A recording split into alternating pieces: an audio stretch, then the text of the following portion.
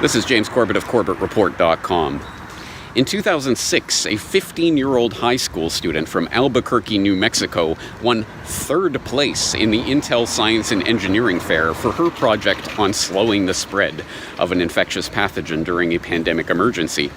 Using a computer simulation that she developed with the help of her father, she argued that in order to slow the spread of the disease, governments should implement school shutdowns, keep kids at home, and enforce social distancing. Incredibly, that third place high school science fair project can be tied directly to the lockdown policies being implemented by governments around the world today. You see, that father that she developed her computer simulation with was no average doting dad, but a senior researcher at Sandia National Laboratories who, at that time, was working on pandemic emergency response plans for the U.S. Department of Homeland Security. His proposal to implement school shutdowns and, if need be, workplace shutdowns in the event of a pandemic emergency was developed, at least in part, in response to his daughter's high school project.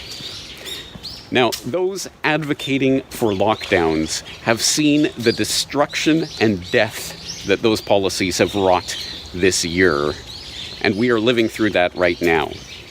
Not only are people being deprived of their livelihoods and forced into grinding poverty as a direct result of these shutdowns, but now the undeniable truth is that if you are advocating for lockdowns, you are advocating for some portion of the population to be consigned to death. This is no longer debatable. It is even openly admitted, although months too late, by the World Health Organization. I want to say it again. We in the World Health Organization do not advocate lockdowns as a primary means of control of this virus. We may well have a doubling of world poverty by next year. We may well have at least a doubling of child malnutrition because children are not getting meals at school and their parents in poor families are not able to afford it. This is a terrible, ghastly global catastrophe, actually. And so we really do appeal to all world leaders. Stop using lockdown as your primary control method. Develop better systems for doing it. Work together and learn from each other. But remember, lockdowns just have one consequence that you must never, ever belittle, and that is making poor people an awful lot poorer. This is the point at which, no doubt, I'll be expected to produce the data to back up the non-controversial observation that lockdowns kill, even though that data will do precisely nothing to penetrate the consciousness of those who have already decided that they occupy the moral high ground for advocating locking billions of people around the globe as prisoners inside their own homes. But persevere I will. I'll point, for example, to the letter signed by hundreds of doctors calling the lockdowns themselves a mass casualty incident and exhorting politicians to end the shutdowns. I'll point to the research that shows that thousands of people will die because of delays to cancer surgery treatments as a result of the medical shutdowns. I'll point to the research of the Well-Being Trust showing that 75,000 Americans are expected to die deaths of despair, including alcohol and drug misuse and suicide, this year alone as a result of the lockdowns. I will point to the research of The Lancet showing that 265 million people are expected to be thrown into severe food insecurity as a result of these lockdowns. I will even point to the research showing 125,000 children are expected to die from malnutrition as a result of these lockdowns. But as I say, none of these deaths will matter to those who have already decided that they are right and virtuous for advocating locking vast swaths of the human population inside their own homes to starve to death in the name of slowing the spread of a disease that even the epidemiologists who have been wrong about everything this year tell us will kill less than 1% of the infected. Yes, slowing the spread, not stopping the spread. This was never about stopping a pandemic.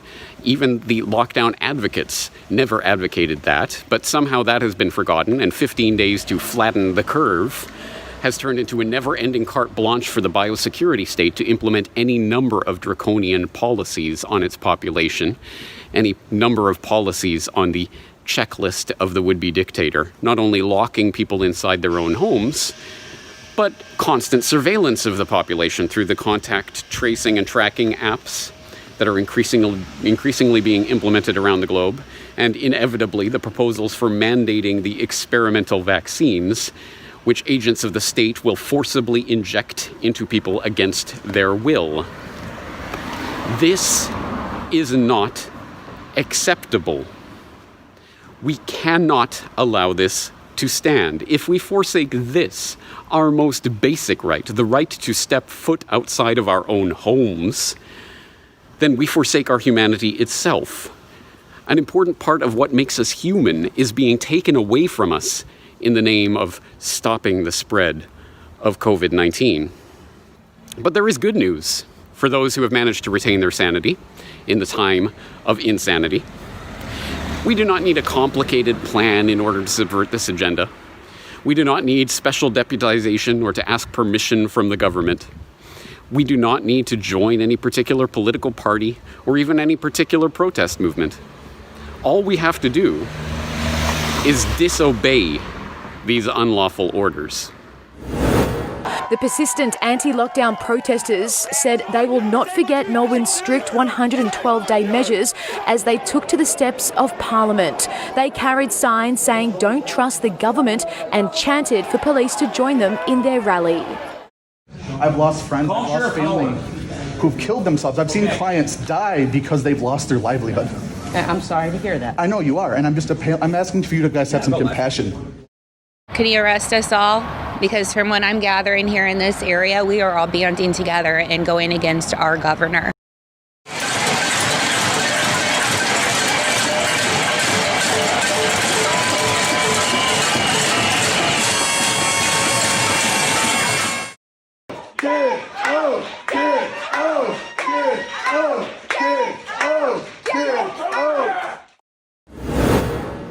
If you have managed to retain your sanity during this time of widespread insanity, I applaud you and wish to assure you that you are not alone.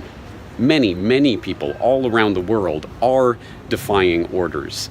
They are protesting against these lockdowns. They are standing up. They are disobeying. But of course, the corporate-controlled press don't want you to know that disobedience is an option on the table, and they will not report on this. But disobedience is an option. Open your business. Leave your home. Do not ask for permission. Disobey. To those who are still advocating for lockdowns, I encourage you to do so to the face of those parents who have lost their teenage children due to suicide as a direct result of the shutdowns, and tell them that their child's death doesn't matter because it wasn't listed as being due to COVID-19. Or do so to the face of the tens of thousands of others who have already lost loved ones as a direct result of these shutdowns, or the hundreds of thousands more who will die as long as these lockdowns endure. If you are advocating for lockdowns, you are complicit in tearing families apart. You are complicit in inflicting untold suffering on millions of people around the world. You are complicit in casting the poorest and most vulnerable in our societies into even further grinding poverty. You are complicit in murder. A line is being crossed right now. Which side of history are you on? Make your decision now and make it wisely, because your actions during these times will not be forgotten. You have been warned. This is James Corbett of CorbettReport.com.